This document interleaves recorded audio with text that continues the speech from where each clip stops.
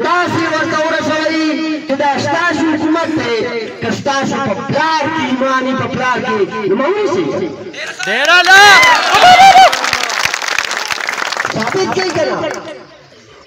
دا د جمشید خان زوی راپاڅي یا بچې ما پسې خبرې مه کوه مه کوه ستا د پلار د اقتدار هم خلکو لیدلی چې یوه نوکري درسره راغی یوه نوکري نو خپل ډرایور دې د خانانو ډیری مې راوستو او په ډاګای کې په ټیوبل کې بسي کو نو یا بچیا ما 15 کاله نه موږ د 40-50 کالو دلته سیاست کوو راشه او یو سړی راوله چې ما د خپل کور پرتې کړی او ما ملګری پرېښودی راشه زه به سیاست کوم زه به سیاست ډېره نه ډېر ګران کار دی پیسې په ځان ټینګول ډېر